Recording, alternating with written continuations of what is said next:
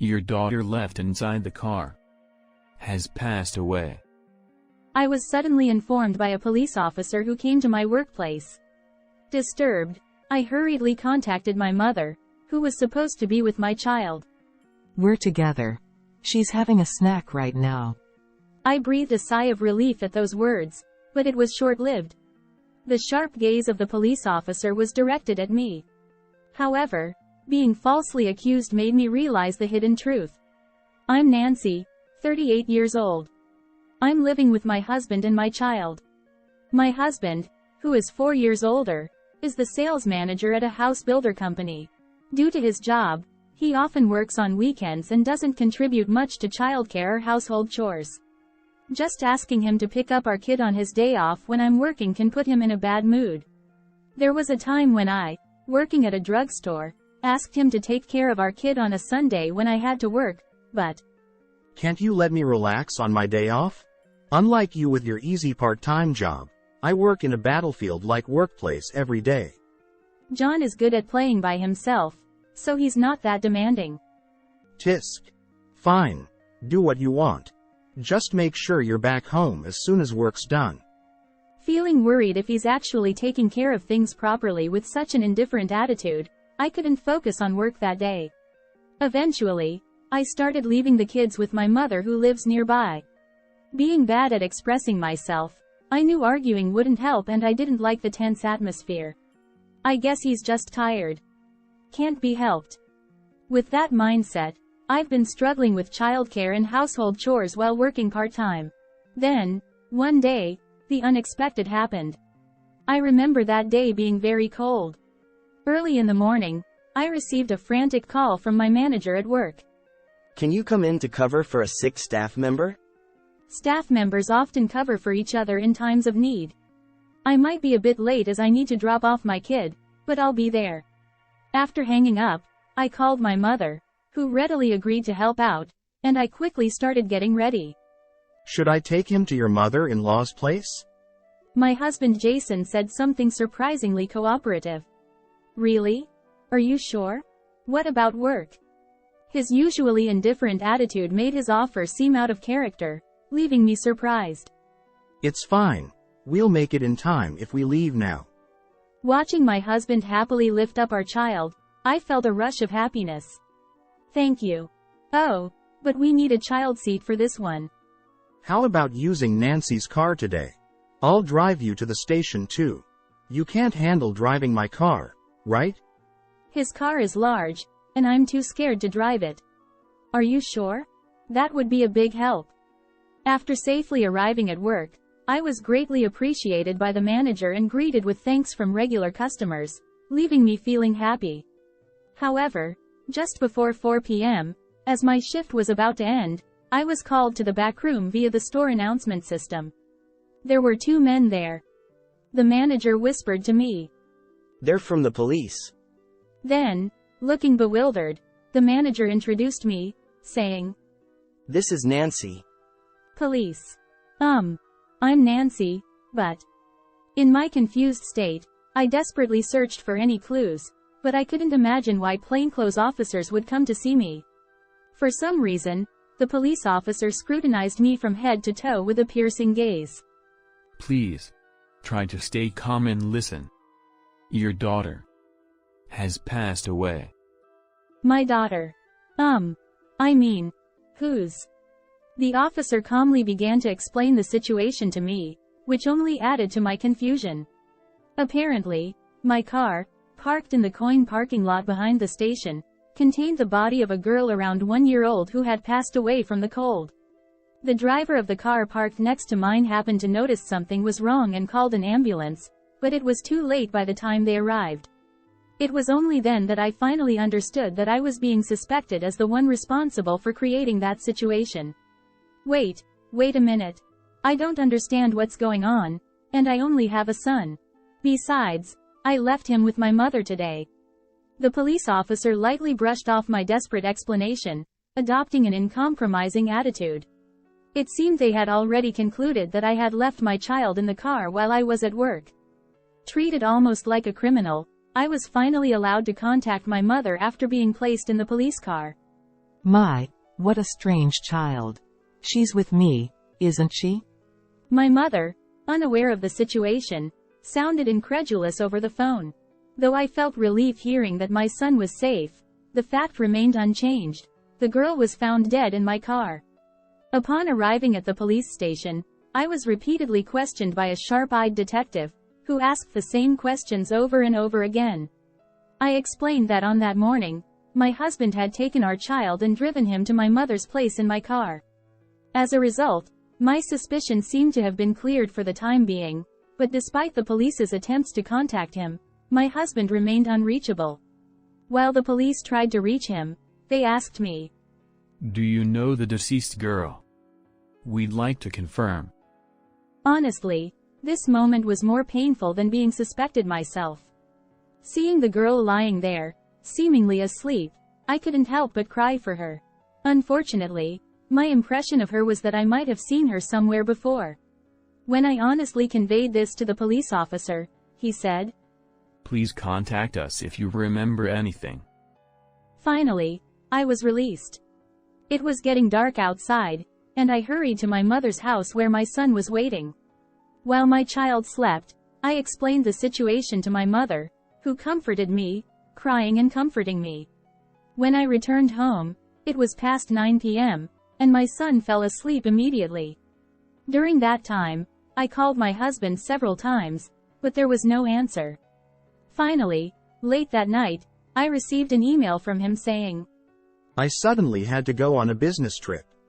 I immediately tried calling him, but the calls just kept ringing, so I replied to the email saying, "Something serious is happening." However, after that, I couldn't reach him again. That day, I spent the whole night without sleeping, but there was something else bothering me besides my husband. That girl. I feel like I've seen her somewhere before. Anyway, I won't know anything until I ask my husband about the situation. I waited for the start of my husband's work hours and finally mustered the courage to call him. I wanted him to contact his company from his business trip location, but to my surprise, I found out that he had been on leave since the previous day. "Oh, I see. I'm sorry, thank you." After hanging up, I couldn't think straight for a while. In the midst of shock, the only thing I could think of was to consult with my best friend Amy. As I opened my phone to make the call, I was startled. Hastily, I checked the messages Amy had sent me. No way. This can't be true. In one of the messages was a picture that shocked me to the point where I involuntarily exclaimed. Because there, in the photo with Amy, was the girl who had been left in my car. What a revelation. The deceased was Amy's daughter. Yesterday's inexplicable events suddenly fell into place. Why was Amy's child left in my car? It wasn't just paranoia. I became convinced that my husband and my best friend were having an affair. And I recalled a scene from 2 years ago when Amy, divorced and single, got pregnant. She had said, "Who the dad is will be a secret from Nancy. The life of an unwed mother, right?" With a meaningful smile. Could that girl possibly be my husband's child? There was no concrete evidence, but I couldn't let it slide. Overwhelmed with anger at being deceived by my husband and best friend for so long, and for the sake of the deceased girl, I resolved to uncover the truth. Despite my usual aversion to confrontation, I had been passive in contradicting my husband until this betrayal opened my eyes. An innocent child suffered because of the foolishness of 2 adults. I was determined to bring closure, so I immediately took action. After dropping off my child at daycare, I headed straight to Amy's house. When I arrived at her apartment and rang the doorbell, Amy, with sleepy eyes, opened the door. "Long time no see. Were you sleeping?" "Huh? Nancy. Why?" Seeing Amy's bare face, she quickly tried to close the door, but I anticipated it and wedged my bag between the door.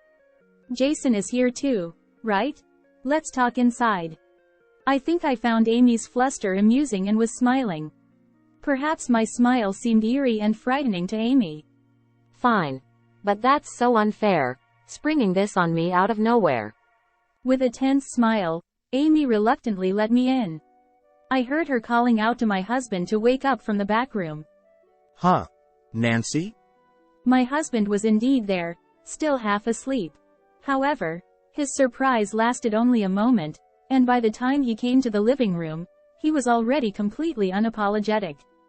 Tisk. So, you figured it out, huh? Upon seeing my face, he brazenly remarked in a joking tone. Amy, who had been flustered just moments ago, was now grinning behind my husband. Could you stop teasing me? I have something to ask. I said. Oh, scary, scary. Feeling the urge to shout at Amy for her feigned surprise, I desperately suppressed it. You probably contacted her about her daughter, right? Even though you know that, why aren't you two going to pick her up? It seemed like my husband and Amy expected me to be contacted about Amy's daughter. How much do these people really know? Still, I couldn't understand their actions. Come on, cut me some slack. Isn't she being taken care of by the police? With those words, I realized they didn't know about the death of her child, but I was shocked by their overly optimistic attitude.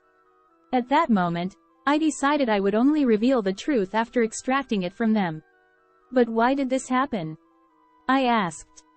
Well, we were surprised too. When we got back to the parking lot, there were a lot of people around the car. Yeah, there were some dramatic folks there. Then, the two of them started chatting away about what happened the day before.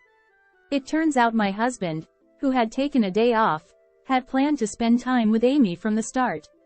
But when they tried to check into a hotel near the station, Amy's child became a nuisance, they said. So, they parked my car in a coin parking lot and went to the hotel, leaving the child in the car. Learning about their impulsive actions left me speechless. And when they returned from the hotel to the parking lot, they found the police surrounding my car and even an ambulance had arrived. Feeling it was getting serious, they apparently fled the scene. In such a situation, one would normally worry about the child, but the two of them had conveniently interpreted the situation to suit themselves. They were considering that the police were taking care of the child, seeing it as an opportunity to take a break from childcare duties for a while and relax. It left me utterly dumbfounded. So, how long have you two been together? I asked straight to the point, despite their unabashed recounting of events. You're quite oblivious, aren't you? Oh, that's so like Nancy. Well, it's been since right after my divorce. It's been 4 years. I was just helping Amy out with her divorce. It's a common pattern. I had actually suspected my husband of cheating at the time, but being pregnant, I chalked it up to nerves and dismissed it as my imagination. It was quite a surprise to find out that his affair was with my best friend. Right. So, then you're the father of Amy's child? That's right. Unlike our son, our daughter is adorable. Peering into my face, as if trying to provoke me, my husband nonchalantly admitted to it. He said he just happened to think of borrowing my car. Since Amy didn't have a car, he thought they could all go out together since my car had a child seat. Well, why didn't you just divorce me and marry Amy then?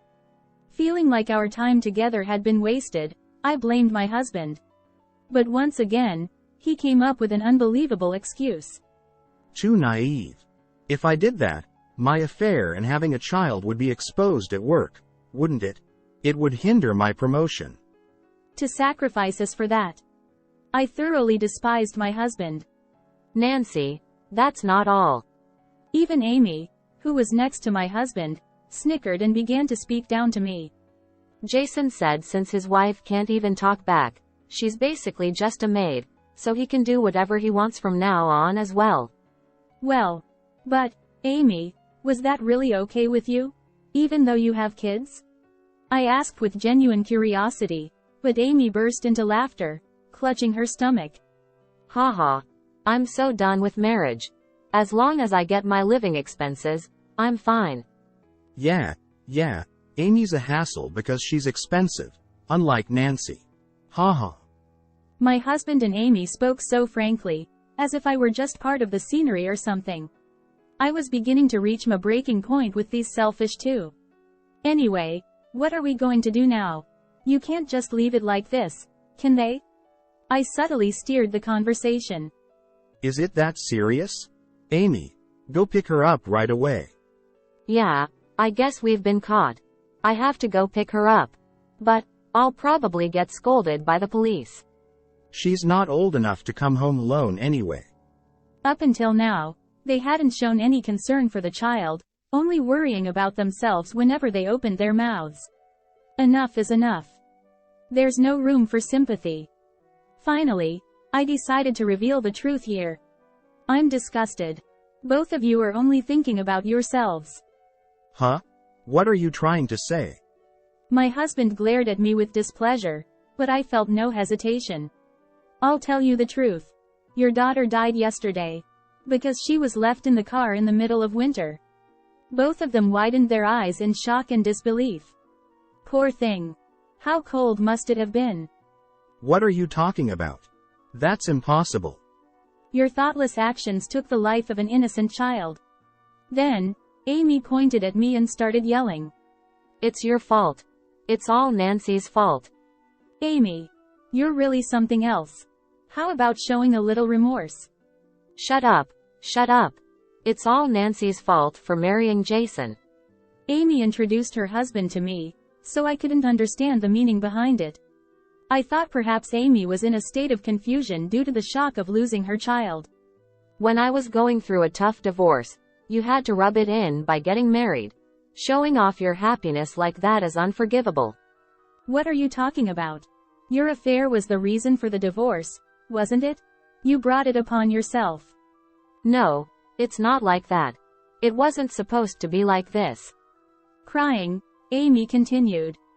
I was supposed to be happier. And kept focusing on herself. Meanwhile, my husband desperately tried to justify himself while watching Amy cry uncontrollably. I'm not involved in this. I always intended it to be just an affair from the start. It's too late for that now. Amy's child might not even be mine, right? Nancy, technically we're still not divorced, right? He tried to cozy up to me as he spoke. I shook off his hand and uttered in a low, grave voice. Coward. Don't ever show your face in front of me again. With that, I discreetly contacted the police while leaving the scene, casting a sidelong glance at the two engaging in an ugly argument. 2 days later, I received a call from the police informing me that the evidence from the surveillance cameras in the parking lot had been crucial, leading to the arrest of the two. Now, both of them will face legal consequences. They will have a long and tough road ahead, all of which they have sown themselves. Meanwhile, I began a peaceful life with my mother and son. With the help of the drugstore manager, I secured a job as a full-time employee. I am excited for this unexpected fresh start in life. My name is Emma Smith, and I'm 30 years old. Utilizing my certification as a licensed psychologist, I work as an online counselor primarily from my home. My husband, Michael Williams, is also 30 years old and works for a fairly large pharmaceutical company. We met through work and have been married for 4 years. 2 years ago, Michael pleaded with me to remodel his mother's house so that we could create a home where we could live with his mother, Karen. Ever since losing his father 4 years ago, Michael has been quite attached to his mother and insisted on cohabitation. Ignoring my wishes, he began the remodeling project. Living with Karen was far from enjoyable during that time, but I endured her constant criticism while trying to make things work. To my surprise, I discovered that Michael was having an affair. To make matters worse, his mistress was pregnant. He promptly asked for a divorce.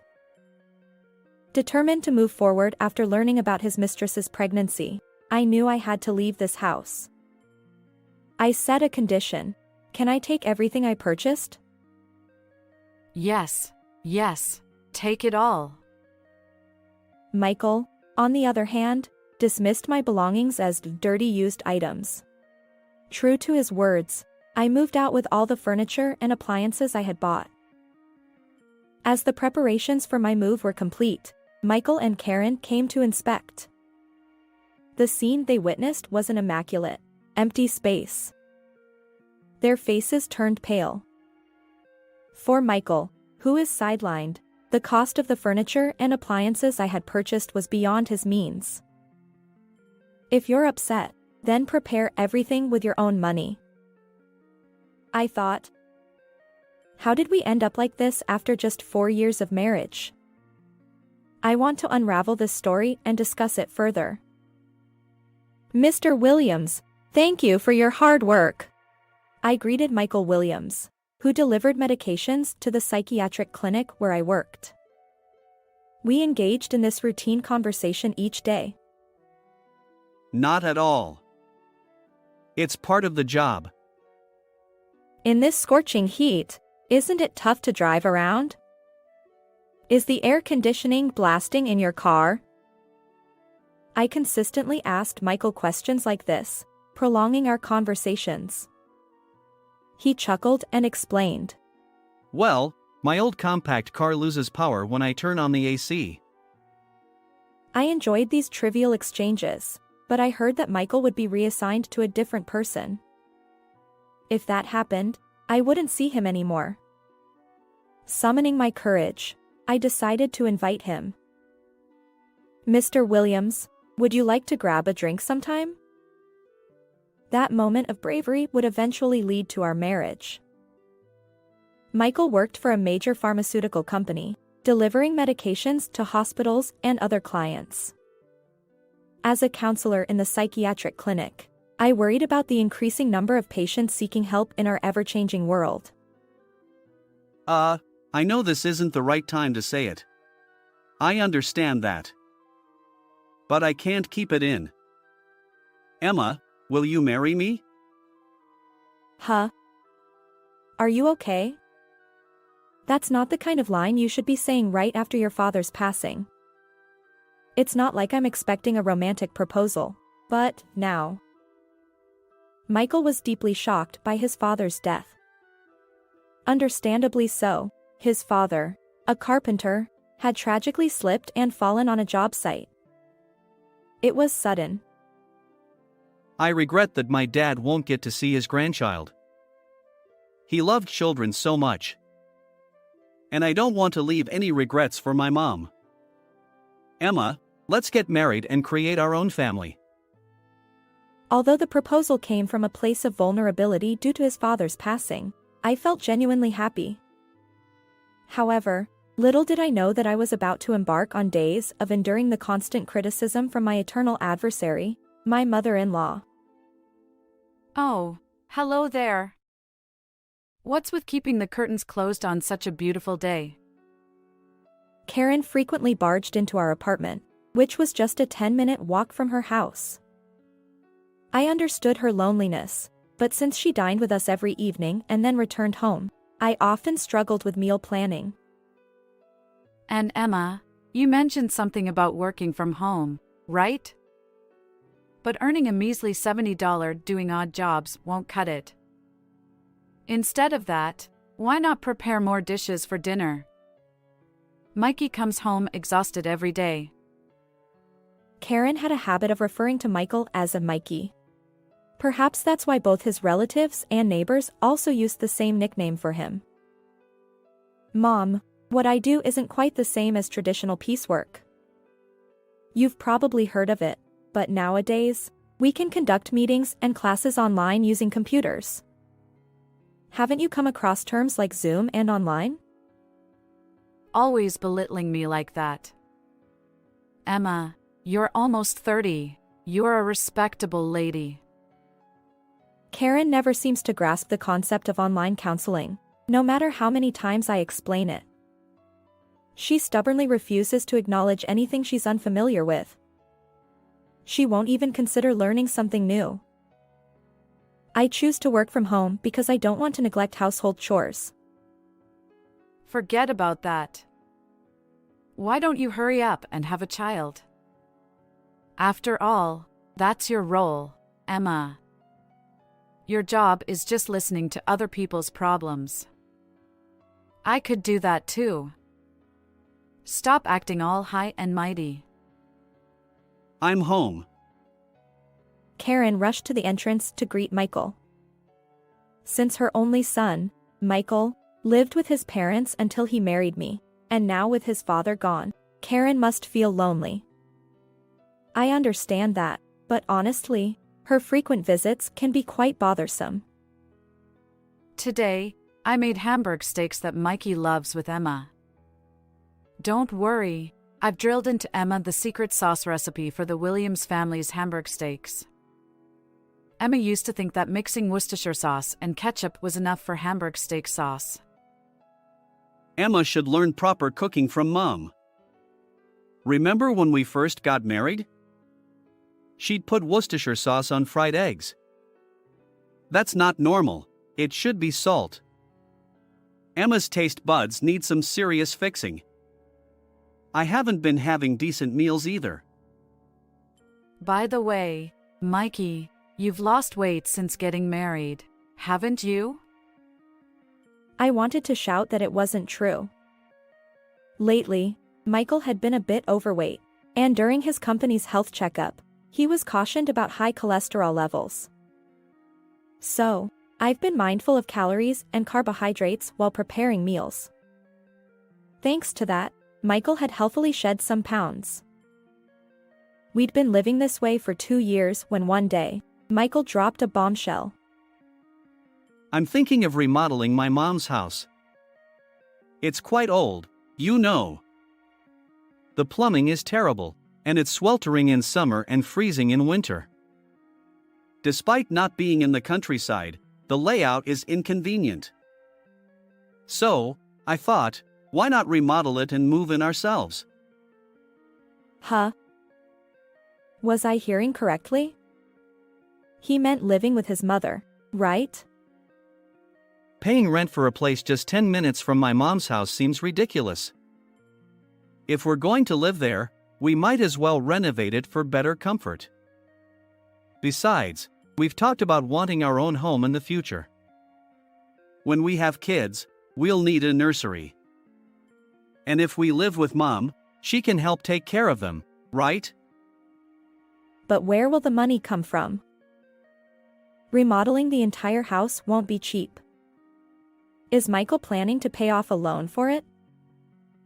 There's a small inheritance left by my dad, so I plan to use that as a down payment. The monthly mortgage should be manageable for me. It'll likely extend until I'm 65. I wondered if this would work out. Since marrying Michael, I've been surprised by his relatively low salary. Back when I worked as a counselor in the psychiatric clinic, I earned significantly more. We'll figure it out somehow. So, that's settled. Well, there's a condition. I want a dedicated workspace for my counseling. Online counseling? You only need a computer for that. Handling personal information requires a focused environment. Even though neither Mom nor you fully understand counseling, it's an incredibly sensitive job. People come to me desperately seeking help, hoping to break free from their current situations. Guiding them toward a better outcome is my mission. I can't approach it half-heartedly. Feels a bit like fortune-telling, doesn't it? Fortune-telling and counseling are completely different. Well, okay, I get it. Let's ask the designer. With those words, Michael's childhood home underwent a transformation.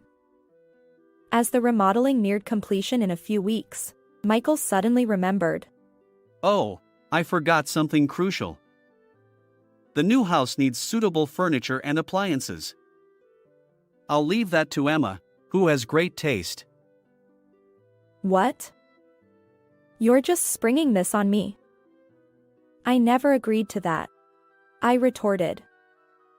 It was clear he had planned all along to have me foot the bill for furniture and appliances. His feigned surprise was poorly executed. I wanted to call him out on it. As the Williams family, we've poured everything we have into this remodel. You will be living in this house for a long time, so it's only fair you share the burden. Honestly, you earn way more than I do. Michael explained. As a husband, he must feel a sense of inadequacy and shame about earning less than his wife. Since the house was already complete, I couldn't refuse. Perhaps I could see it as an opportunity to furnish the place according to my taste. And so, the new home was finished. This house feels rather cold. I intentionally kept it unified in black and white. I thought simplicity would work well. Karen will probably fill it with her own belongings soon anyway. She's terrible at tidying up and can't bear to throw things away. So, there's a chance it could turn into a cluttered mess if we're not careful. Emma and I don't get along at all. I wanted a warmer home with more wood accents. This just doesn't feel cozy. You'll get used to it as you live here. Is dinner ready yet? Michael's been coming home early lately. If dinner isn't ready by 7 p.m., we won't make it. And there you are, casually browsing on your computer. Making a whole separate office for yourself. How entitled. If I could just say that the house would fall apart without my work, maybe I'd feel a bit better. Karen doesn't know that Michael's salary hasn't been coming in. Michael may have been making excuses for his lateness, but I'm certain something is going on. I'm just too afraid to ask. Hey, Emma, why don't you see a doctor? What is she talking about? I mean, it's been 4 years since you got married, and you still don't have children. It's strange. I got a referral to a fertility specialist. My friend's daughter-in-law started fertility treatment and ended up having twins. So, Emma, why not get tested once? Well, then Michael should get tested too. Infertility isn't just a female issue. There's male infertility as well. You know, Emma, you should learn to be less reserved and more humble. Listening to people's problems with that attitude is just a scam. You never know when you might get sued. This kind of exchange happens all the time. Karen should spend her time on hobbies or travel instead. Being home all day probably leads to these arguments. I'm thinking of giving my mom a trip as a gift. One night, Michael, fresh out of the bath, blurted out. Mom's turning 60. She looks young, but she's been experiencing various aches and pains. Has she been to the hospital recently? Oh, she went to the orthopedic clinic because of her back pain. She got some pain patches and dramatically wrapped herself in bandages. Please make a reservation at a restaurant in Chinatown for her 60th birthday celebration. And at that time, I want to give her a travel voucher worth $700. Why should I do it? She's not my mom. Surely she'd be happier if her beloved son prepared it, rather than some unwanted daughter-in-law. You often don't understand your position as a daughter-in-law. Just because you earn a little more than I do, you're not the ruler of this house. It's Mom. Arguing with Michael is always about Karen. If he's this much of a mama's boy, I might as well become a bystander. One day, amidst planning Karen's 60th birthday celebration, Karen returned home in a cheerful mood. She had been out for tea at a neighbor's house, and 6 hours had passed since then. Should I cook dinner tonight? Something good must have happened. She's so straightforward and easy to read. Karen busied herself preparing cheese fondue, waiting for Michael to return. Don't be surprised, Mikey. Samantha has come back. As soon as Michael arrived, Karen was excited at the doorstep. Once we sat at the dining table, Karen abandoned the cheese fondue and started sharing various updates with Michael. Naturally, I took charge of serving. What? Samantha? It's been 5 or 6 years, right? She got married. Wasn't she just 22 back then? And she hasn't come back once? Well, everyone was strongly against Samantha's marriage. She eloped, you see. And then, she returned with her 3-year-old son. He's just adorable. Samantha is a mother? Wow, I can't imagine it. So why did she come back? Did her mom and dad forgive her? Well, she got divorced. That's why she came back to her parents' home, which is quite intimidating. She must have been really desperate. But Samantha is still as cheerful and lively as ever. And she's become quite beautiful. So, she'll be staying at her parents' home for a while? I'd like to meet her too. I told Samantha, if she'd come to visit with her son tomorrow. Samantha wants to meet Mikey's wife. Wow, I honestly thought it would be troublesome. I have no memories of that unfamiliar house, and now I have a mission to get along with the neighbors.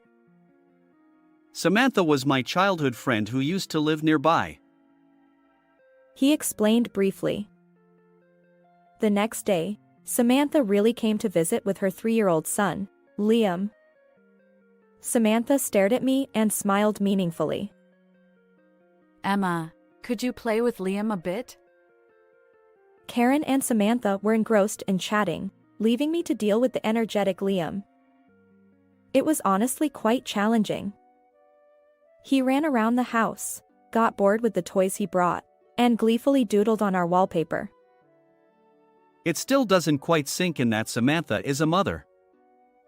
You used to be such a crybaby. Enough, Mikey. What are you talking about?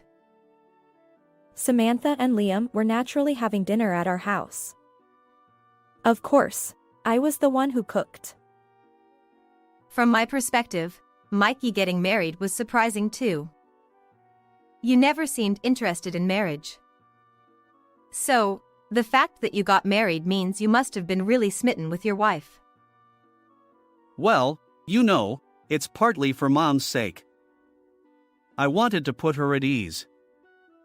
Plus, Dad passed away recently, and both Mom and I were feeling down. I thought having a family with marriage and children would be enjoyable.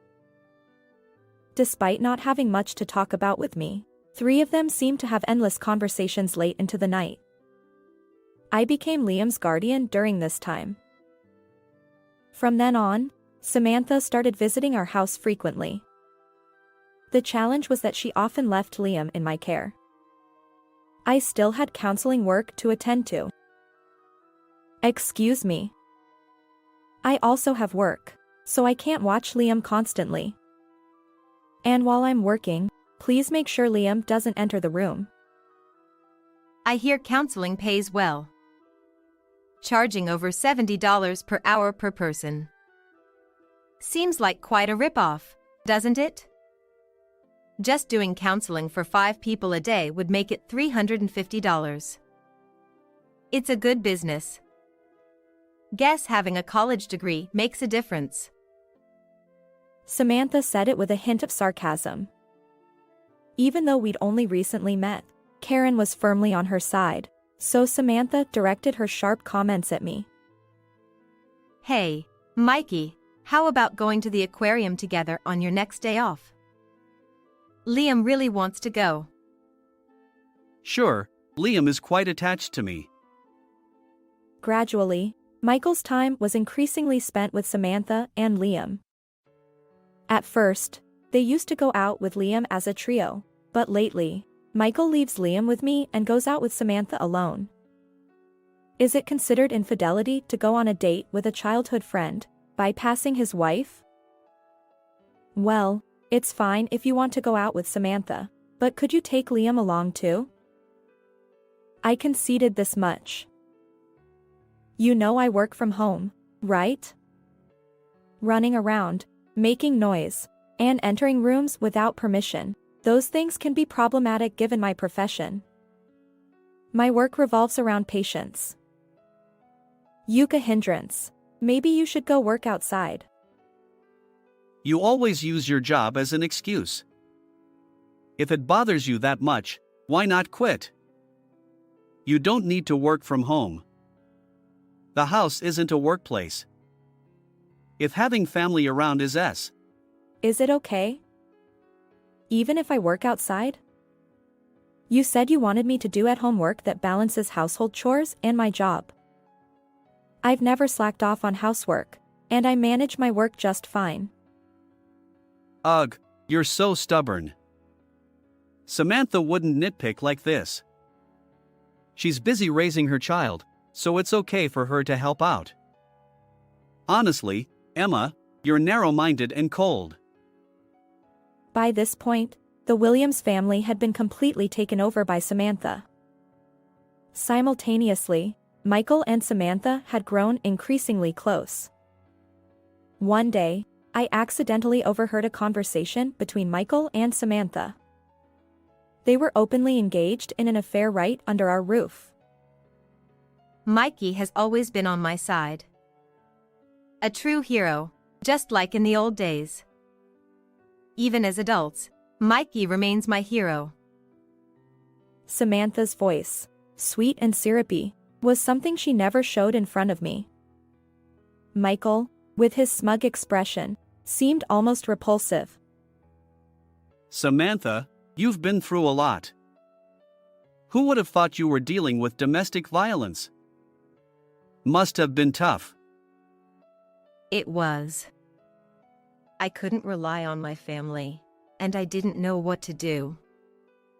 Liam was still so young. If I were a more independent woman, I might have escaped and found work. But I lacked education and qualifications. I couldn't muster the courage to be a single mother. I wish I'd come back sooner. Then Mikey wouldn't have been married. Men are easily deceived by words like these. Michael, too, seemed oblivious to any wrongdoing, becoming even more empathetic in his counseling role. Mikey was my first love. It was the moment Michael fell in love. Despite living nearby, Samantha had boldly infiltrated the Williams family.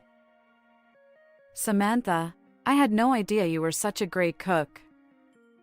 I'm impressed. Considering someone's usual half-hearted cooking, the deliciousness really hits home. Cutting corners is disappointing. I try to prepare dishes from scratch, starting with the basics.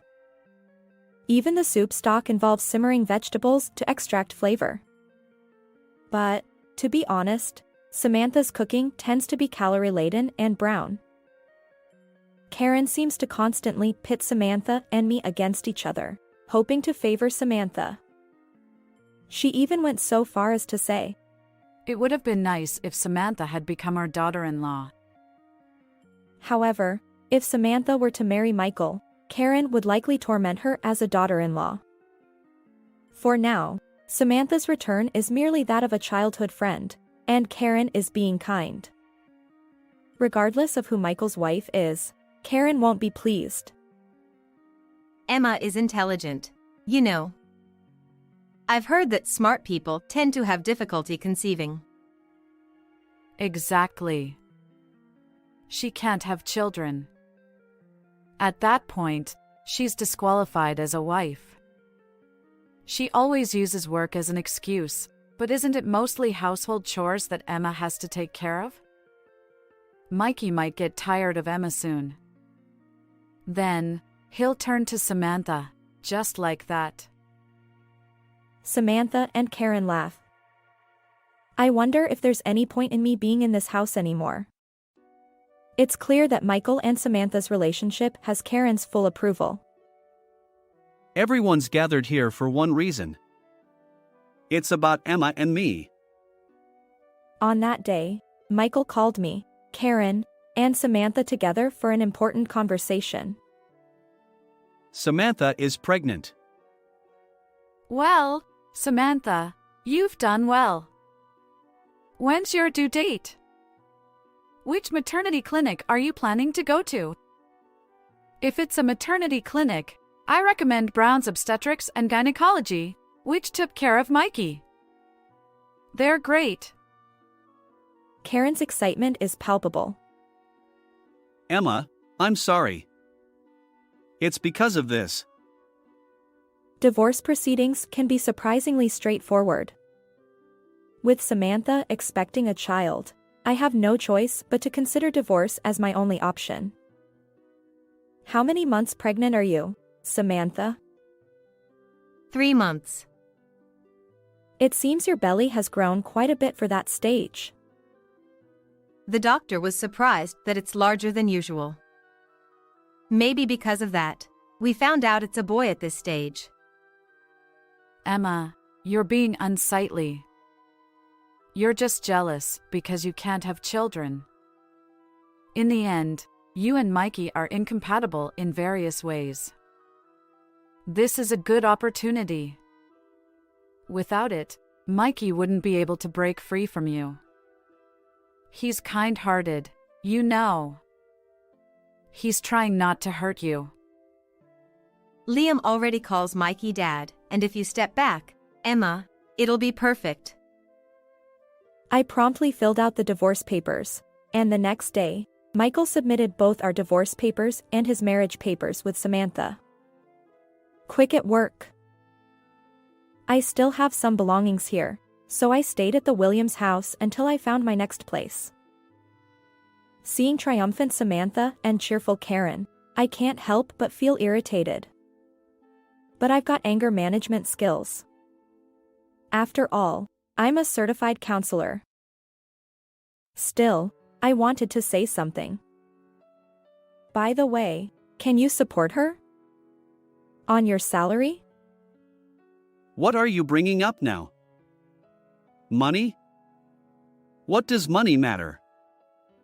Just because you have some income, you think you can belittle me. This woman always undermines me. Well, you did quit your job, didn't you? Or should I say you were forced to quit? Karen and Samantha looked at Michael with surprise. What do you mean, Mikey? I quit on my own terms. That idiotic company couldn't recognize my abilities. It's a toxic place, and leaving was the right choice. You've been a deadwood for quite some time now. A whole day without work, it's hell. Even if you get minimum wage for just sitting there. You made a big mistake at work, and they sidelined you. But even then, you never said a word to me or Mom. Was it embarrassing? That's none of your business. Well, it doesn't matter anymore since we're divorced. Samantha still wants to marry Michael, even in this situation. Samantha hesitated to respond. Perhaps she felt her guess was off the mark. From my perspective, Michael's mental state is quite fragile. The series of events at work might have traumatized him. Samantha, please understand and support Michael, who is struggling mentally. I don't think he'll be able to work for a while. Just my professional opinion as a counselor. It's none of your business. Samantha, Emma is just sore about losing Mikey and trying to drag him down. Emma, if you're only going to say things like that, pack up your things and leave, even if you haven't found your next place. Yes. I'll leave. And I'll take everything I bought. And so, this exchange leads back to the beginning. Michael, Karen, and Samantha look bewildered at the empty room. We'll figure it out somehow. We can buy furniture and appliances again. Hey, Mikey. Where's that money going to come from? Michael is getting defensive with Karen. Being too extreme, like taking everything, is not normal. That black and white mindset is one of your flaws. Say whatever you want. It doesn't matter to me anymore. Just keep playing nice. Why you keep picking on me? It's jealousy, isn't it? Embarrassing for a 30-year-old. What? I'm not jealous at all. After all, Samantha's child in her belly isn't Michael's. What are you talking about? Fabricating stories is dangerous. Well, how about a DNA test? That would clear things up. Maybe it's time you both realize that you're falling for Samantha's strategy. The child in Samantha's belly is from her previous husband. Samantha noticed her pregnancy after the divorce. But she didn't want to return to her abusive ex. When she was hoping someone would step up and be this child's father, she reunited with you, and you became the target. Michael, being the trusting soul you are, fell right into it. Michael and Karen's expressions changed. Samantha, however, remained unfazed. But the timing of the pregnancy matches. She can't possibly be lying about that. It must be my child, right? Well, if she says it was a premature birth, men wouldn't know. It seems you were well prepared. You married Samantha the day after our divorce, didn't you? And you even adopted Liam as your own. This is Samantha's ultimate goal. She played her cards right with the gullible man. Blood relation doesn't matter to me. Unlike Emma, Samantha doesn't look down on me, and she relies on me. For a man, that's not a bad thing. It's what makes a family's breadwinner.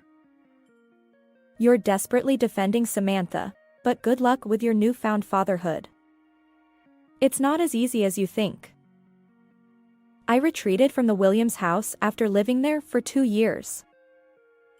Michael, Karen, and Samantha rented a weekly apartment for the time being.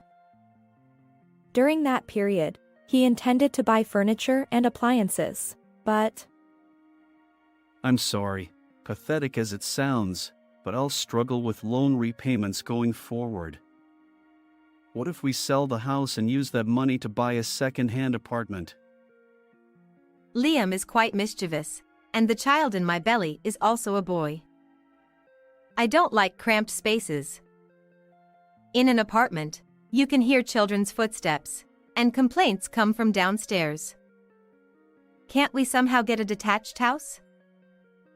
He managed to sell the Williams house, but it was sold for much less than its actual value.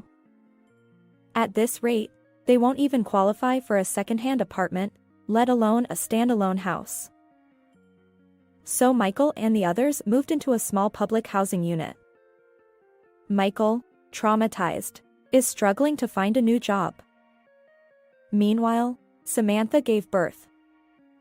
In the small house, Liam runs around, shouting, and the baby's cries echo through the walls. The Williams family has been completely taken over by Samantha's family. As for me, I've become a popular advice columnist for a magazine. Now, I've purchased my own apartment and set up a counseling room for face-to-face sessions. Thankfully, there's a waiting list for appointments. How did you find this story? Don't forget to subscribe to the channel. See you in the next video.